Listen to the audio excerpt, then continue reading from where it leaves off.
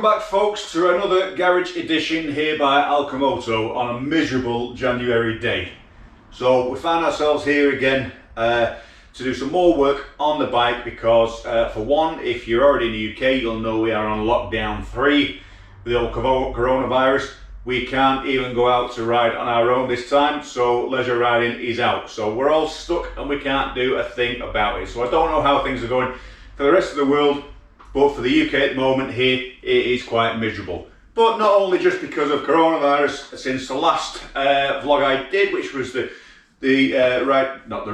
drive to Malham Cove with the lovely Mrs. ALCHEMOTO. I hope you enjoyed that one. It was just something a little bit different while the snow was down in the UK. And that weather trend has carried on for the last few days, and it's just a little bit milder today, but still about 2 degrees. So we've got the heater on, we've had the heater on in the ALCHEMOTO workshop, and we've raised it to about 70 degrees, so it's lovely and summery warm inside here, but it's miserable, damp and cold outside. But why are we here? Well, today, as you can see, the bike is on the stand. And we did mention not too long ago what we were going to do. We were going to strip the rear wheel off, check the rear wheel bearings, check the belt, maybe order a set of wheel bearings, and the same with the rear brakes, which we'll do at a later date. But it gives us a chance to just go through that rear end and make sure everything is 100% ready for the coming spring and summer riding. So that's what we're going to do. So let's bring you a little bit closer and we'll carry on.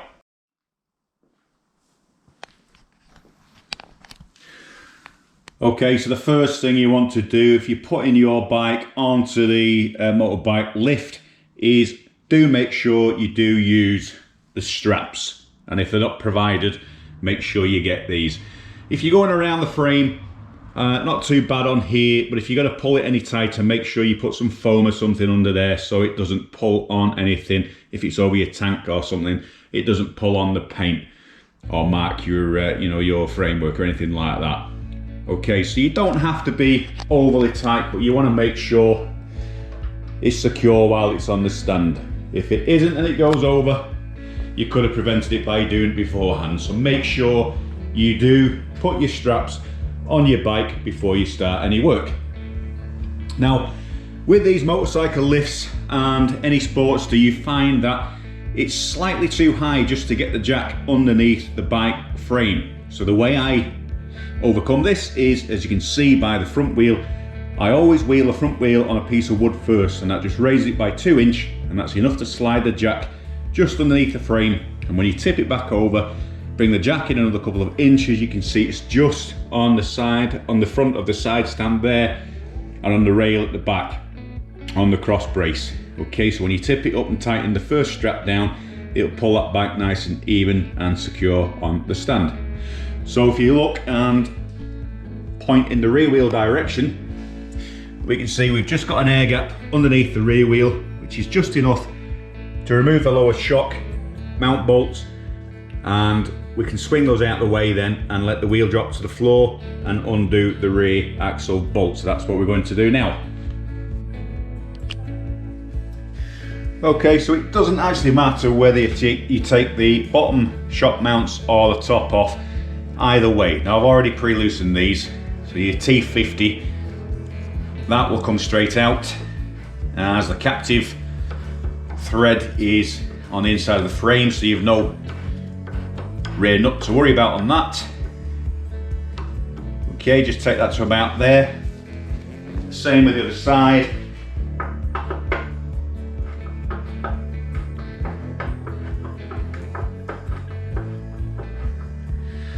And then if you notice, I've got a piece of wood here, which I'll just slide and take the weight underneath the back tyre. And that's just so it doesn't drop down when you take the bolts out.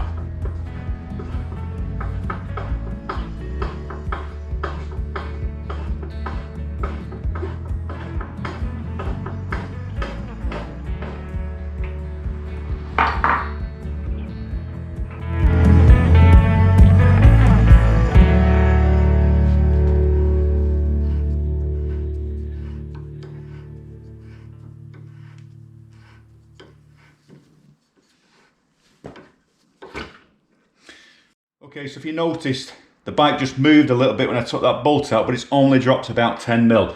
If I didn't have the piece of wood underneath the rear tyre, then it would have just dropped to the floor.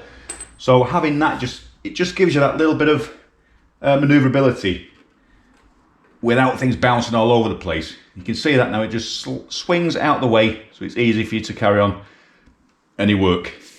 And you can see where that's actually marked on my belt guard. So that actually wants a washer just to bring it slightly away from that. It's something I've noticed a while ago on my bike, but never got around to doing. So while we're in the maintenance mood, we can address that problem.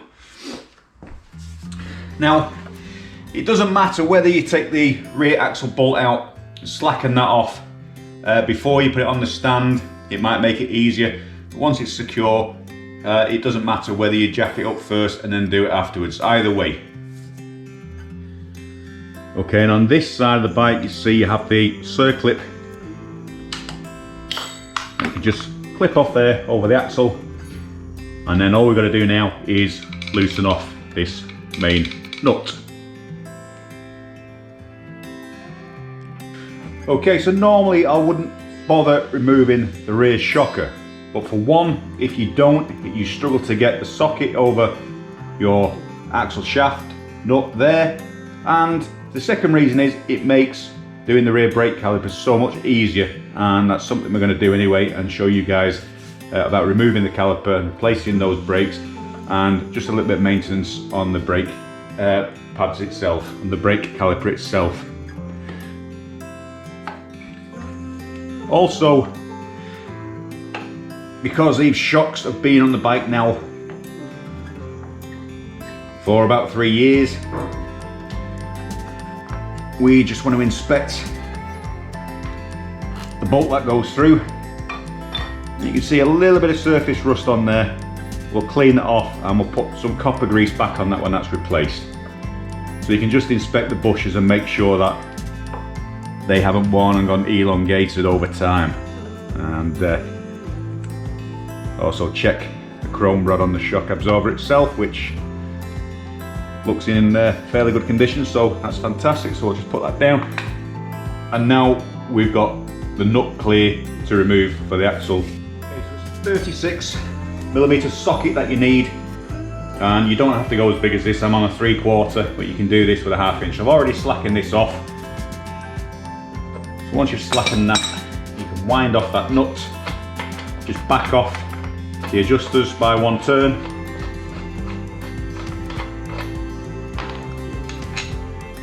Okay, just like that. And then she's ready to pull out. Just slacken the other adjuster off on the other side.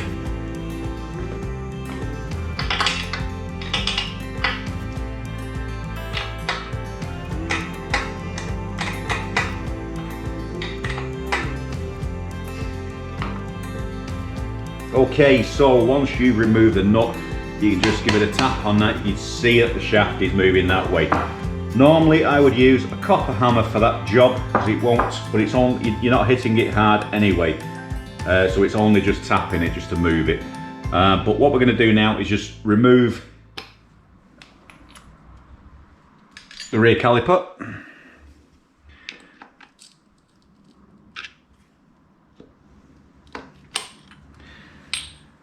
And for this, you just need a 10mm multi-point 12-point spanner. Usually just a rag on the palm of your hand, and that's good enough to move them. Obviously you can do that with a socket as well, but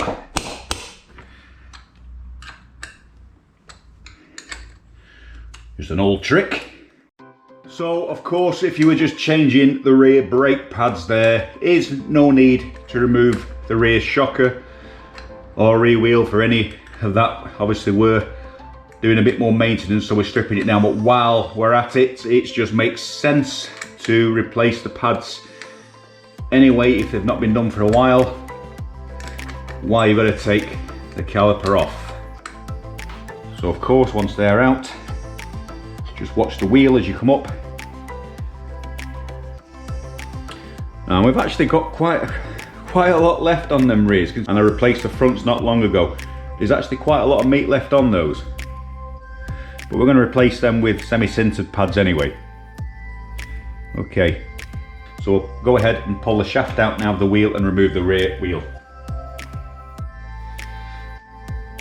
Okay, and then you can see where I've had the copper grease on from the last time that I've had this off, and just where it's gone a little bit dry and black on there. So again, always good when you clean that off and put fresh stuff on and it goes back looking nice and clean again after you've done your maintenance. So of course, the reason I never have it too high on the jack is because it's easy to pull a shaft out without having the weight of the wheel on the assembly as you remove it. Okay, so you can see the wheel is actually loose here now. So now we can jack up the bike a little bit and just release those straps as we do it. See, the belt's gone slack now. And once we get that off from the pulley, the whole wheel assembly should just pull out.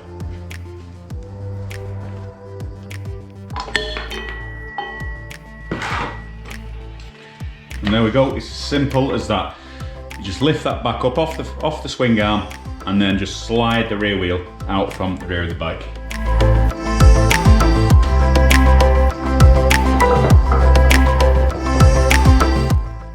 Okay, so now I've got the rear wheel off, we can inspect the bearings, and quite surprisingly now, with my bike has done 10,000 miles, there is absolutely no play whatsoever in those bearings. And there's no grittiness. Sometimes if you just push it around with your finger, and if you can feel it, almost like a gritty feeling, and you know there's some wear in those bearings, but that is still silky smooth. There's no lateral play whatsoever. So I'm quite happy that I don't need to replace those bearings until at least the next service schedule. So we're happy with them. Discs, sometimes you feel a lip just at the top of your brake disc when it starts to wear. But we are going to replace those rear pads to match the front with the sintered street pad, and then we've got the same on front and rear. So in all hindsight, if you're going to remove the rear wheel, it's handy for one, if you want to put a new rear tyre on. It's something you can take off at home, save you the cost and take it to the tyre place to have that fitted for you. And for two, checking your swing arm, make sure everything's okay at the front of there with the pivot. And also, again, for your own bearings, checking your pulley and other things like that. So for general maintenance and also for changing your belt and what have you. So my issues, as well as the maintenance side of things, for checking my rear bearings, my tyre I probably will have to replace at some point this year. And also, on the top of my strut covers, I had some markings on the new paintwork that I did last year where my bag was rubbing just on this edge, so these are coming off to have another coat of paint on them.